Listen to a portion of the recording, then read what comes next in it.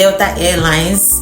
I will talk about my experience with them. Make sure you're rushing to the immigration. Once you step down, rush to the immigration because there will be a very long queue. And he simply asked me to wait aside. At first I was like, why is he asking me to wait aside? When they're asking you a question, know that they already know the answer. At some point we were running because the flight was already about leaving. The way they will treat you, once they see that SSSS on your tickets, they will treat you like a criminal. But you hate me. Hello guys, what's up and welcome back once again to my channel. This is Cynthia IR1, and if you're seeing this face for the first time, I just recently moved to the United States with my IR1 visa, that is spousal visa. I've been doing a lot of vlogs, relocation vlogs from when I was in Nigeria till I moved to the US, and I've been carrying you guys along. So if you want to catch up on that, just check the videos below and you'll see those videos. So today we are going to be discussing my port of entry experience. My port of entry was in New York. Yes, JFK Airport, New York. It was a direct flight from Nigeria to New York, and I had a connecting flight from New York to Dallas. So I'm going to start this video by explaining how I got to the US, the port of entry, and when I'm done with the port of entry, I'm also going to talk about my experience with Delta Airways, Delta Airlines.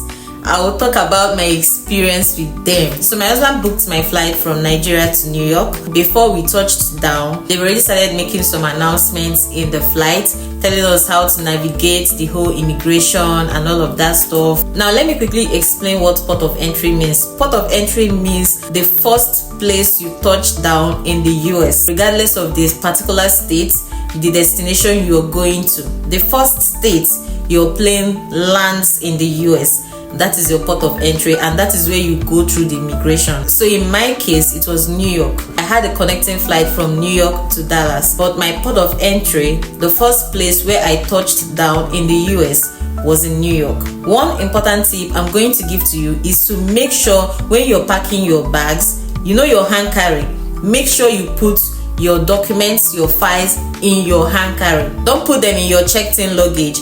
Put them in your hand carry. Carry it with you, so that when you get to that immigration, because you pass through immigration before you get to where your luggage is. Let me show you guys my own files. You see this big file? It was in my hand carry. This here I have all my documents. This was the file I went for my interview with. You can see them. All the documents are here. Now when we got to New York, when our plane landed in New York, the first thing is to go to the immigration. This is another tip. Make sure you're rushing to the immigration. Once you step down, rush to the immigration because there will be a very long queue. So especially if you do not want to miss your connecting flights, if you have a connecting flight and the time is close, like mine was just 2 hours to my connecting flight and our plane delayed in Lagos, so I was running out of time. Rush to the immigration so you can get through your own process and see if you can catch up with your flight to your final destination. At this point, this is not the time to start taking pictures, start making phone calls, calling people and telling them you've landed.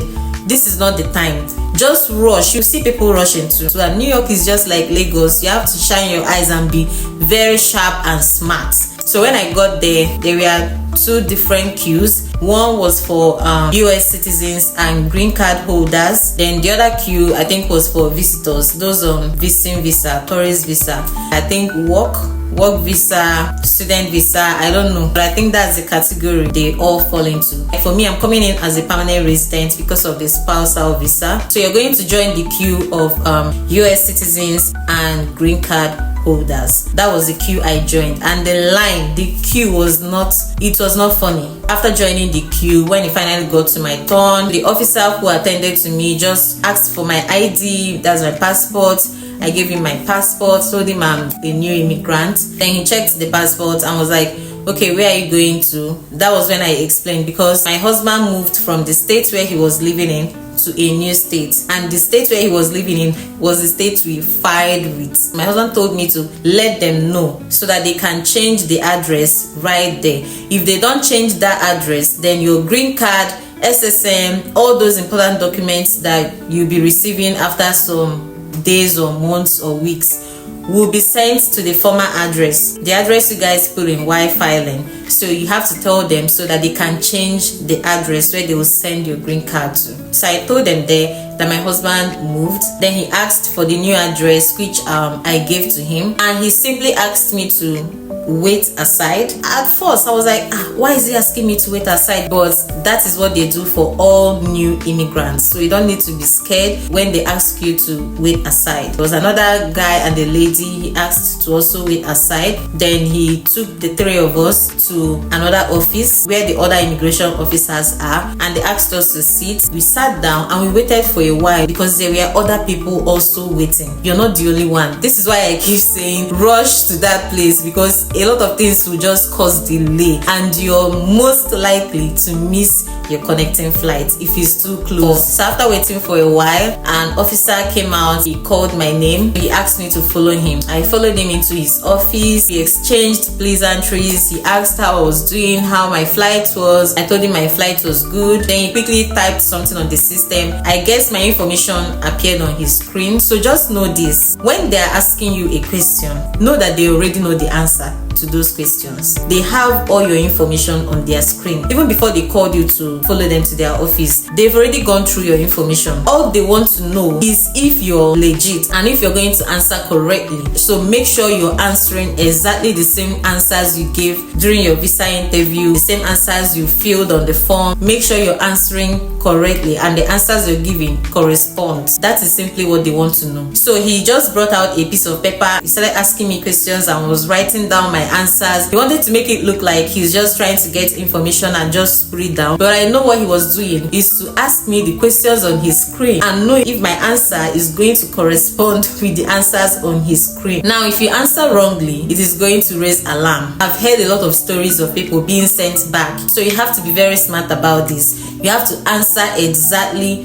what they are asking you. The first question he asked was, so who filed for you? I told him my husband. He asked, what's his name? I told him his name. He asked, oh, okay, what's your home address? What's your address in your country? So I gave him my address. The address you filled on that form, please remember the address you filled on that form, because I was just answering and he was writing, but I know he was checking the answers on his screen to see if it corresponds. He already knows the answer before he even called you. So I gave him the address. He said good. So he asked, what does your husband do? I told him the job he was doing when he filed in the state he was living before and the new job he's doing now. He said okay. He asked, did you come in with any cash? I said yes. I opened my purse right in front of him, brought out the dollars I came with. I was like, this is what I came in with. And he's actually a very funny person. Before I even opened my purse, he was like, you came in with $1 million? I said no, this is what I came in with. So I opened my purse and showed him the cash I came in with. We counted it together. I was counting, he was also counting with me. He said, oh, okay. He wrote it down. Then he asked, what's your husband's phone number? I opened my phone and I called out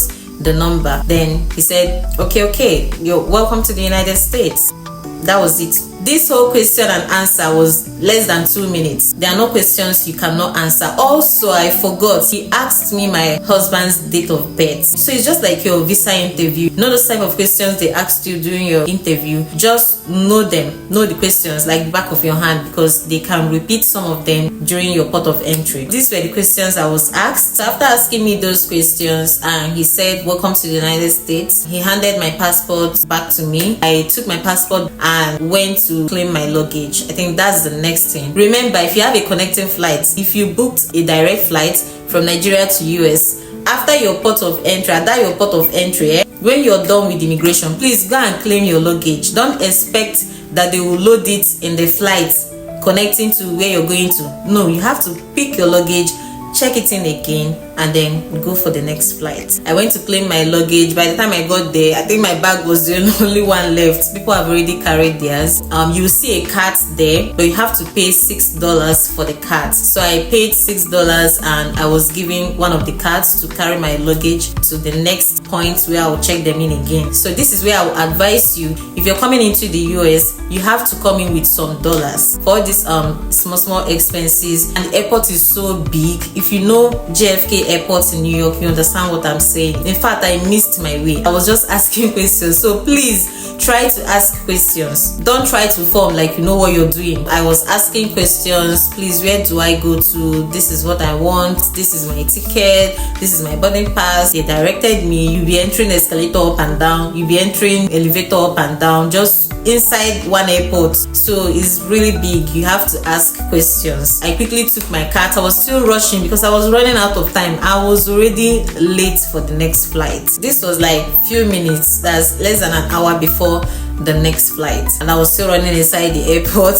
looking for where to go and check in my bag again. I flew with Delta Airways, so I went to their one of the counters there, told them what I want. I have the connecting flights to Dallas, showed them my ticket and that I want to check in these bags. So I quickly checked in the bags. Then with my hand carry, I started rushing again to another counter, another Delta Airways counter. I mean, you have to go there first before you now finally board. So when I got there, I met a lady. I explained what I want, that I have this flight to catch and I'm already late for the flight. The lady was like, oh my god, boarding have closed. And she was like, okay, hang on, let me call I think she called the pilot. The pilot was like, if I can use a rover to be fast, then maybe I can meet up, but they are leaving in like 2 minutes. So the lady in the counter, oh my god, that lady really helped me. She took my case personal. She left her seat, came out to help me look for a rover. A rover is that vehicle that moves around inside the airport. So the rover she managed to see, just so that she's going downstairs, not that way. And the lady was like, oh, I'm sorry, you've already missed the flight. There's nothing I can do. That was the beginning of my frustration. I was like, okay, so what next? What should I do? Because remember, our flight was delayed in Lagos. We didn't leave the exact time we were supposed to leave. And my connecting flight was supposed to be 2 hours after my plane landed, and we delayed in Lagos for almost 40 something minutes. So remove 40 something minutes from 2 hours, and then with the whole immigration delay, going into the office, being asked some questions. So when you're booking your own flights, this is where I'll give you this advice. Just check the connecting flights and make sure it is not too close to the landing. So I came back to the counter with the lady. She was like, let her quickly look for another flight for me. After checking for a while, the flight she could get was the one going from New York to Atlanta, from Atlanta to Dallas. So when she told me that, because I already know that from New York to Dallas would be about almost 4 hours flight. So after 11 hours flight from Nigeria to US, straight 11 hours flight, no stopping, and then I'll get to New York and enter another flight to Dallas for 4 hours. I was already exhausted about that one. Then for her to now come and tell me that the one she could get is the one going from New York to Atlanta, then from Atlanta to Dallas. Oh my goodness. At that point, I just had no other option, and it was already late. Yes, it was already late. I'm talking about 7 p.m. ish. I just needed to get home and rest from the long hours trip. So I was like, okay, go ahead, just book it. Then she booked that one for me, and after booking, she tried to tell me where I would go to, but she realized I don't know anywhere in the airport. Oh my goodness. She left her seat again, she left the counter again and followed me just to take me to where I would go. At some point, we were running because the flight was already about leaving too. It was leaving in 2 minutes, 5 minutes. So we ran. She was running with her heels, and I was running behind her. At a point, I wasn't catching up because I was already exhausted. She helped me to carry my luggage, my hand carry, and was running with it. We were entering escalator from up and down. Like, oh my goodness, that lady. I just wish I took her number, but I didn't. So she took me to the place where I'm supposed to board. When we got there, the security there checked my boarding pass and saw that there is SSSS on it. It simply means that you need extra screening, and after going through the extra screening, they will show it there on your boarding pass that you've gone through it before you're free to board. But remember how the whole thing went. The SSSS appeared. Okay, let me explain how this happened. SSSS appeared on my boarding pass from Lagos to New York. So the guy that gave me that ticket, God will punish him wherever he is. He put that SSS for me, but I went through the screening there in Lagos. Now the next ticket he booked for me from New York to Dallas doesn't have the SSSS, which means I've gone through the extra screening in Lagos. I just don't know why he did that. When the lady rebooked my flight from the one going to Atlanta, from Atlanta to Dallas, that SSSS that was in the first flight from Lagos to New York, that SSSS appeared again on the new ticket. So when we got to the security before boarding this flight, the man there just checked the ticket and was like, no, she needs extra screening. We can't allow her to board this flight with that. The big SSSS for that matter, the big one, capital letter. I don't know why. I wasn't even carrying food stuff. Me and my husband cargoed all our food stuff. If you've been following my vlogs before I posted this one, you know that we cargoed all our food stuff. So all I had with me was my clothes, wigs. That was it. So what's the extra screening about? So the lady tried to explain to the man that the SSSS appeared in my ticket from Lagos to New York, but it's not there on my ticket from New York to Dallas, and I missed that particular flight. That is why she rebooked another flight for me, the one going to Atlanta, from Atlanta to Dallas. That the SSSS screening just appeared there because of the first one in the first ticket. Everything she was explaining to the man, because I just left them to talk, I was already exhausted. Everything she was trying to explain to the security, it was just entering this ear and flying out from the other ear. He simply maintained the stance that I'm not going to board until I go for the extra screening, and the flight was about leaving. Once I leave that place, I knew I wasn't going to meet up with that flight. I was frustrated. So we left. Of course, you can't force yourself into the plane if they asked you to leave. So the girl took me to the TSA. The TSA is where they do the screening. So we got there. She explained to the people in TSA how the SSSS managed to appear again in this rebooking. It was there in the first ticket from Lagos, and I've gone through that extra screening in Lagos. I missed my connecting flight. She rebooked a new one. There's no need for the extra screening again. She explained to the TSA. They understood what she was saying. They were even like, no, the security man shouldn't have done that. But I don't blame the security man also. He was simply doing his job. You don't allow people with that on their ticket to just board the plane without going through the extra screening. So after running up and down in this airport like this, going from here to there with this lady on her heels, oh my goodness. So when we were done with the TSA, it was already obvious that I've missed this flight, and that was the last flight. There is no other flight for me. At this point, it was already 8 or 9 p.m. I was stuck in New York. A new immigrant. I don't know anywhere in New York. I don't know anybody in New York. I was stuck there. So I told the girl, I don't know anyone here. What am I going to do? She said, no, it's okay. They're going to take care of it. The delay was from them. I mean, the delay from Lagos, it was from them. So me missing my connecting flights, they are to be blamed for it and not me. So I really thanked her for that. That actually made me to calm down a little.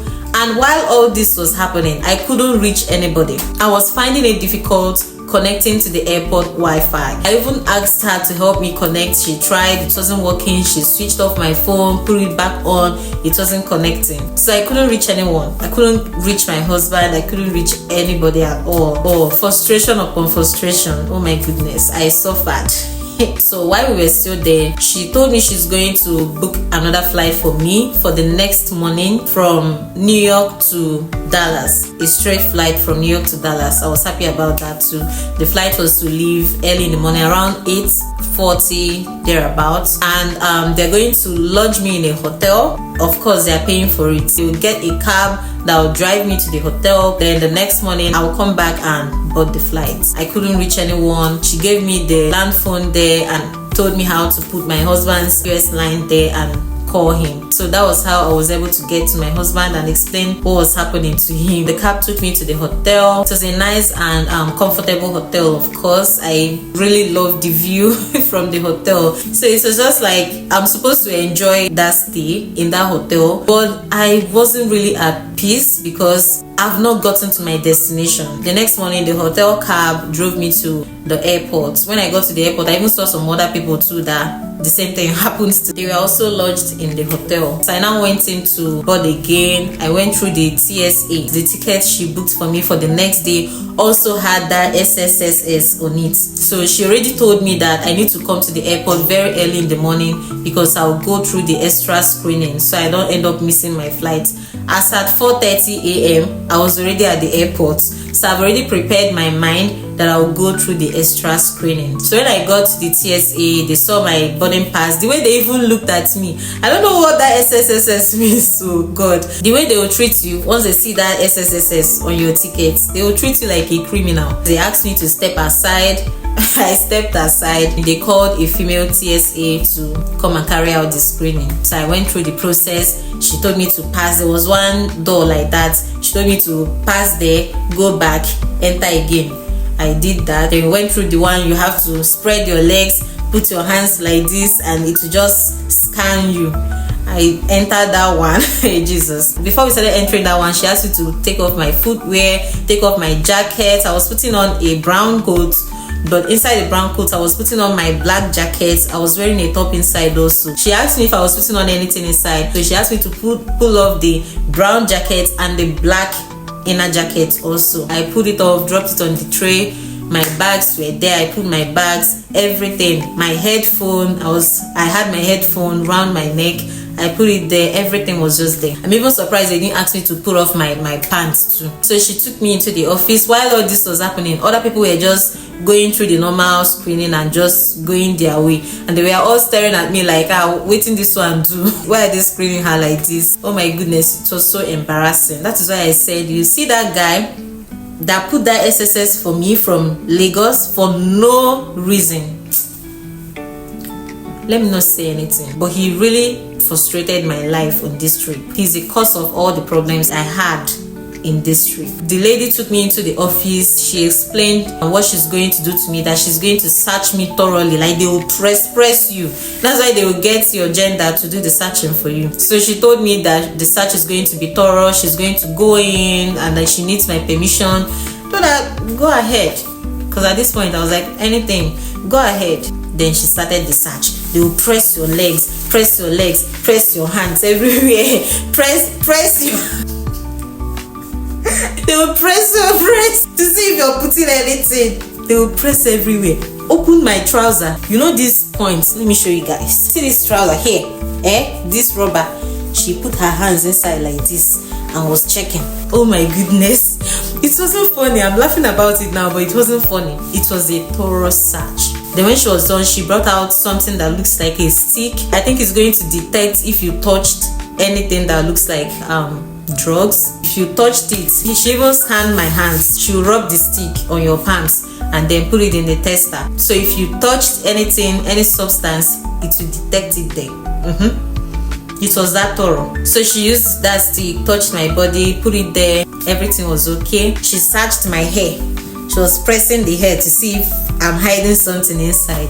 So when she was done with the physical search, she just told me to step outside the office and just stand like in front of her counter. That was when she started searching the bags. She brought out the bags with that same stick. She was just going through it and just testing. She emptied my bag, my hand carry. She opened and emptied everything and she repacked it. She was checking everything one after the other. So when she was done with all those search and she found nothing, she handed my stuff over to me and told me to dress up, that I'm good. I was already pissed off. So she told me to dress up and come back to her to get my passport and my boarding pass. She gave my passport back to me, then indicated on the boarding pass that the extra screening has been done, which is what the security from the previous day wanted me to do. Wanted to see where that ticket is saying that I've done the extra screening. So she indicated on the ticket that the extra screening has been done. She stamped it. When she gave me back my passport and the ticket, I asked her, what's the screening all about? Then she said that it's just their job, that once they see the SSSS, they just have to do extra screening. That if I want to find out why there's SSSS on my ticket, then I have to call, I think, the airline. She said I have to call the airline to know why there's SSSS on my ticket. I just took the passport and ticket from her, carried my hand carry, and went to board. So I looked for my boarding gate. I was looking at the signs and I got to gate 33. But it was a very long walk. Oh my goodness. Now I know why people use the Rover. It was very long, the distance. So I finally got to my boarding gate and boarded, and that was how I arrived in Dallas after the whole stress. So this was my port of entry experience, the questions I was asked, and my experience with the airline I booked, Delta Airways. This was my experience, and I hope you get one or two things from this video. If you're entering the US soon, just know what to expect at your port of entry and come prepared. And if you're coming into the US soon, or you just got your visa, congratulations to you, a very big congratulations to you. If you went through this spousal visa process, trust me, I know it's not easy, and I hope your trip will be stress-free, your port of entry will be stress-free. You won't go through the stress I passed through, in the mighty name of Jesus. I wish you well, and I wish you a safe flight into the US. So with this, we've come to the end of this particular video. I hope you're able to gain one or two things from this video. If you enjoyed watching, please do well to like the video, subscribe to my channel, turn on your notification bell, because I have more videos coming your way on this channel about my relocation process, the life in US, and all of that vlog. Please subscribe, turn on your notification bell. Now this is it for now. Stay tuned and see you in my next video. Bye.